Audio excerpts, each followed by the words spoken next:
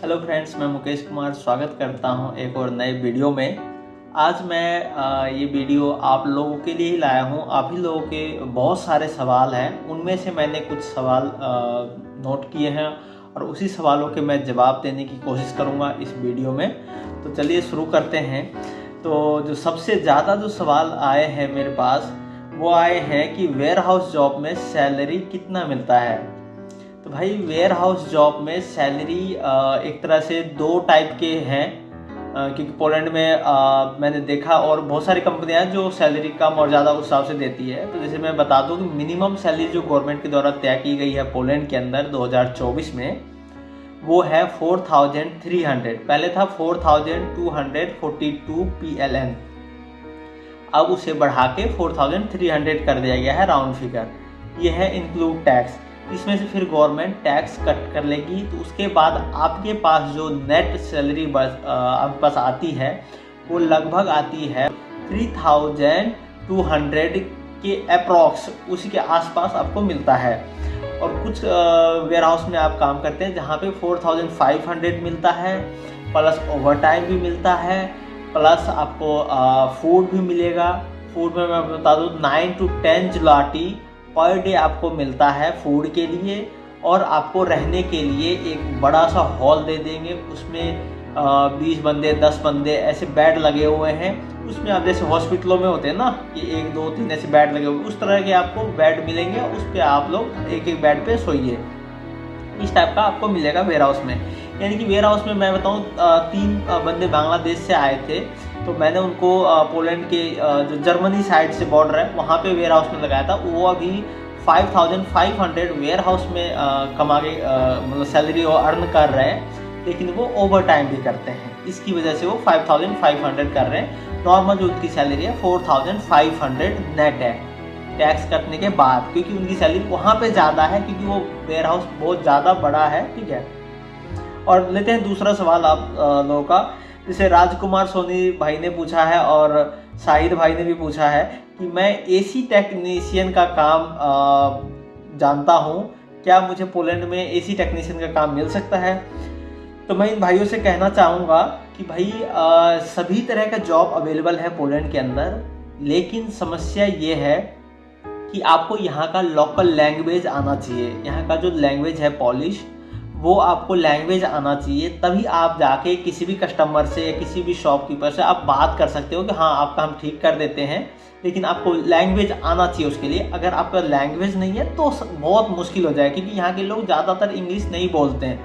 जो young age के हैं वो बोलते हैं, लेकिन जो मतलब जो 50 से ऊपर के हैं वो नहीं बोलते। अगर उनको आता भी है तो बहुत लोग नहीं बोलना चाहते हैं, क्योंकि बहुत सारे जो बड़ी बड़ी सिटी है उसमें इंग्लिश ईजिली आपको मिल जाएगा बोलते हुए, लेकिन जो और उससे थोड़े छोटे छोटे हैं उनमें प्रॉब्लम होती है। वहाँ पे इंग्लिश नहीं जानते, ज़्यादातर लोग नहीं बोलना भी नहीं पसंद करते। तो चलते हैं अगले सवाल पे। आरिज शेख भाई हैं, भाई मैं टेलर का काम करता हूँ, क्या पोलैंड में टेलर का जॉब है। तो भाई, टेलर का भी जॉब है। आप वो करते हैं तो बहुत अच्छी बात है। और यहाँ पे टेलर का भी बहुत ज़्यादा सैलरी है। अगर मैं बात करूँ मिनिमम की, तो सैलरी मिनिमम, क्योंकि मैंने देखा था कि सैलरी 5,000 PLN मिनिमम सैलरी है टेलर की। अगर कोई सिलाई मशीन का काम जानता है उसका 5,000 मिनिमम सैलरी है पोलैंड के अंदर। आप जितना अच्छा करते हैं उस हिसाब से कंपनी आपको सैलरी ज़्यादा देती है। चलते हैं नेक्स्ट सवाल पे। 2-3 भाइयों का सवाल है कि भाई, मैं टेक्निकल नहीं हूँ, जॉब मिलेगा पोलैंड के अंदर। तो भाई, आप टेक्निकल हो ना हो उससे फ़र्क नहीं पड़ता। अगर आपका वीज़ा लग जाता है तो नॉर्मल वर्कर के लिए, क्योंकि वर्कर कैटेगरी में आप आएंगे, अगर आपके पास किसी चीज़ का एक्सपीरियंस नहीं है तो नॉर्मल कैटेगरी वर्कर का जो होता है उसमें आप आके जॉब कर सकते हैं पोलैंड के अंदर। इसमें कोई बड़ी बात नहीं है। वेयर हाउस में नॉर्मल हेल्पर की जो जॉब होती है वो आप कर सकते हैं।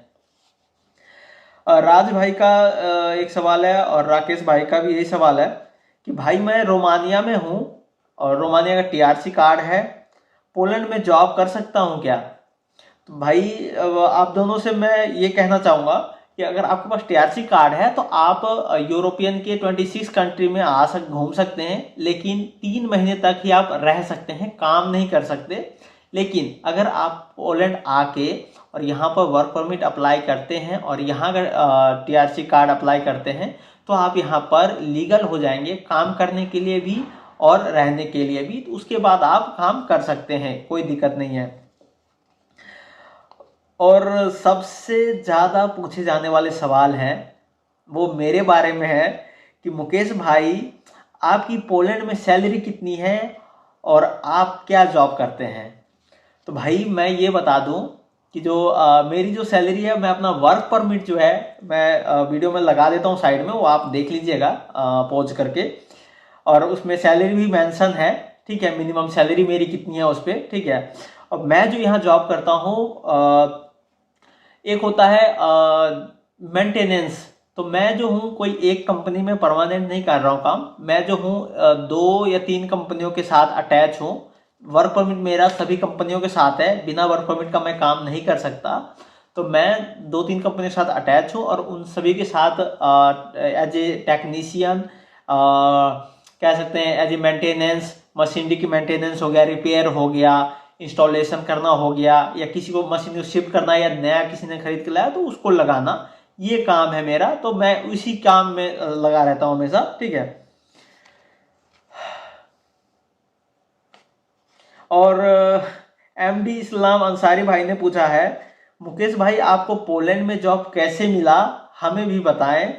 तो भाई मैं आपको अंसारी भाई को मैं ये कहना चाहूँगा कि इस पे भी एक मैं वीडियो बनाऊंगा जिसमें मैं डिटेल्स में डिस्कस करूंगा कि मेरे को जॉब कैसे मिला और मैं यहाँ तक कैसे पहुँचा, स्टेप बाय स्टेप मैं बताऊंगा।